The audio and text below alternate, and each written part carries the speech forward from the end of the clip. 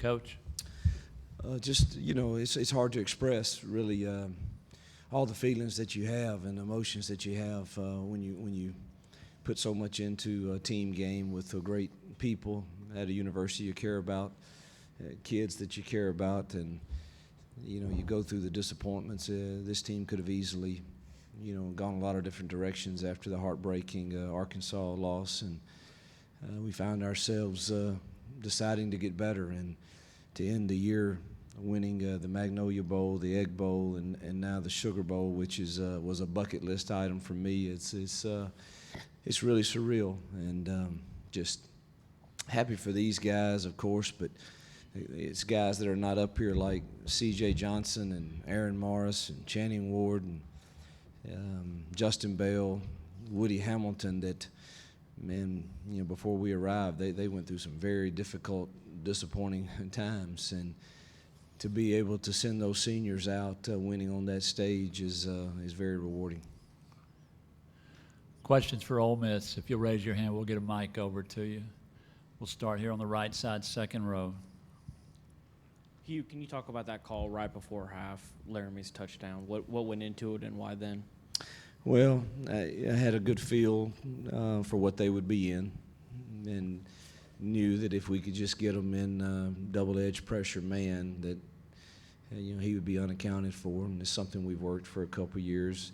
Smart thing to do there is probably kick the field goal. If we'd have clocked it, we'd have had plenty of time to do both. But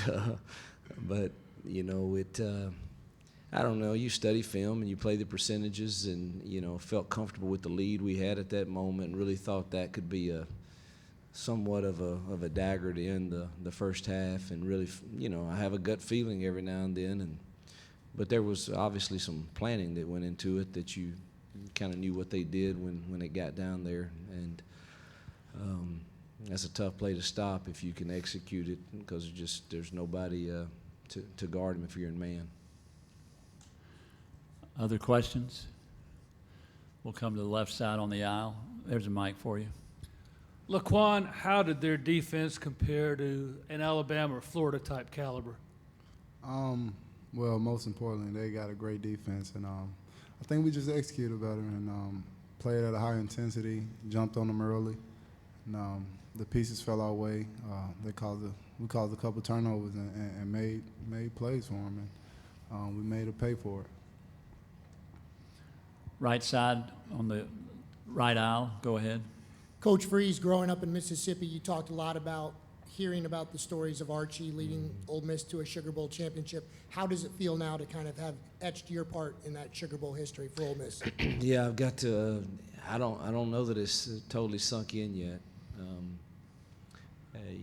I know that when I reflect on this tomorrow, I'm probably going to have some emotions. I seem to cry more the older I get.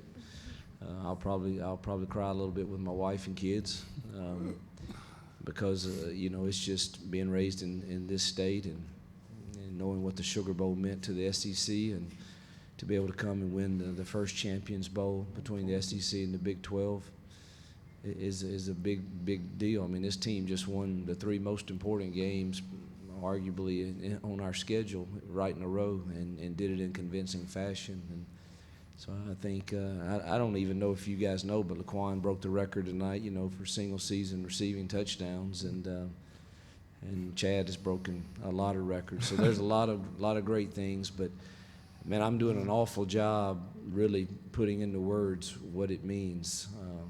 I told our team beforehand, and I really mean this, one of the reasons I wanted to win so bad is I know that there were people that pull for Ole Miss, that support us, that probably worked a 10-hour shift yesterday driving a truck, making $15 an hour to be able to drive here and watch us play, because it's not a cheap ticket or a cheap event. And from Iuka to Collins to Independence to all those small towns in between, all of those 70, I don't know how many thousand people were there, but whatever rebels were there, I know that there are people in that sacrificed greatly to come and support us, and man, that's a big deal to me.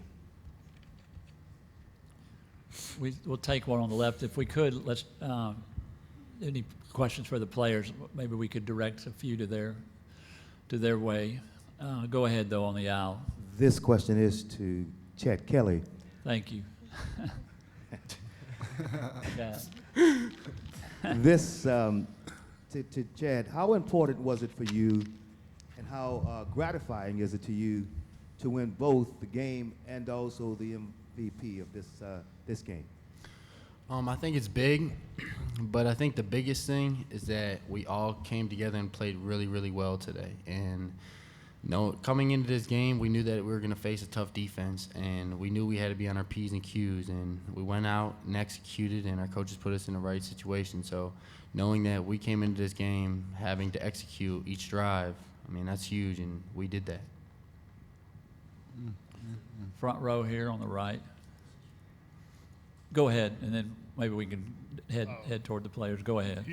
After that loss at Memphis, you said something was missing. Players came out and said that, questioned teammates' hearts, effort, want to. What changed in the second half of the year to finish the way that y'all did? I don't know that it was ever a lack of heart. I think we lost some key components in Isaac Gross and Tony Connor that took us some time defensively to kind of get situated, but we obviously did not carry the same swagger into that game that we did in others, and that falls on me and our staff. And we just renewed our commitment to take a stand every week and stay true to who you are in difficult times, and the kids responded. Thank God. Left side, fourth row. Chad, after the interception on your second throw, how were you able to put that behind you, and what were your emotions after that and going back in and putting that behind you and keeping the offense moving? Well, being a quarterback, you can't worry about the last play. And Coach always preaches about each play has its own life. And we knew we seen the look that we liked, and we took a chance. And he might have got caught up or held or whatever, but we knew that we got to keep taking our shots and couldn't back down. And that's what we kept on doing, kept on fighting, and the guys came out and executed. Let's stay on the left side, and then we'll come up front. This is for Chad and Laquan. Laquan first, when you heard the one more year chance, what's going through your head? And then Chad, when you heard it too, I mean, you said it on the stage too, man. Like, what's going through y'all's head when you hear all that? It was amazing. Rebel Nation has always supported us and been there through the tough times. And, me being injured a year ago and coming back and getting a one more year chance, it was all a blessing. So it was huge. So I really don't know how to explain it. I probably haven't grasped it yet, but it was really big. I see the tears in his eyes, if y'all man. care. But man, having this guy on my team is a blessing, and he's not only a hard worker, but he's a big time leader on this team. And to have him for another year would be definitely huge. But I mean, he's just a great overall player, and when it's time, it's time. But I'm glad he was able to be on my team this year and bounce back from an injury and set a school record. Front row, right side. Go ahead. Hugh, the offense performed well, but the defense, I think 20 points against a team that was 9th in the country in scoring. What allowed the defense to kind of click and do so well against a really good offense? Yeah, I think Dave and his staff, when they have time to really plan, do a really good job. Our kids were very motivated to play with an edge defensively, and they'd heard all the negativity that they've gone through at certain times this year, and we had a good plan, and our kids played really, really hard. I thought we got a little winded. We were so thin on the defensive front that resulted in some of the other scores, but I mean, they're a very good offense, and I couldn't be more pleased with the way our defense played. Left side. Left aisle. Go ahead. Laquan, when you came in, your whole class, y'all talked about completely changing the culture. And, from Evan and Laramie all in the locker room said that Ole Miss is here to stay. Y'all have accomplished what y'all wanted to, and that's to make Ole Miss a national brand, one of the best teams in the country year in and year out. Do you kind of feel the same way? Absolutely. With guys coming in like Chad Kelly, Fawn Cooper, year after year, you're getting top guys that's been through something or just want to come in and make a difference somewhere else besides the top schools already. And, coming here is the place to be. And, we welcome anyone. And I think we're a building family. And, it's more than football here. Outside of the field, we're bonding, we're sharing life experiences, we're growing together. So I think that helped with the success on the field. You know, just welcoming every player that comes and just playing together, fighting hard, and when guys go down, somebody else stepping up and make a play, and it's just been a great journey to be a part of. Right side, front row, go ahead. For Chad and Laquan, what was the pulse of y'all's preparation, in the weeks leading up? I mean, did y'all sense a performance like this coming? I think so. From the first bowl practice and first bowl workout, we had a mindset that we wanted to win this game. We came here as a business trip and not just to have fun in New Orleans. I mean, those guys wanted to win just as bad as the top guy down to the bottom. And it starts with our coaches bringing intensity every day in practice and our strength coaches getting us prepared. And we're just so thankful to be in this position and being in such a prestigious bowl. We knew we wanted to come out with a big win. And to add on what Chad said, it all started with Coach Freeze, honestly. He got on us day one and let us know that it was going to be different this year.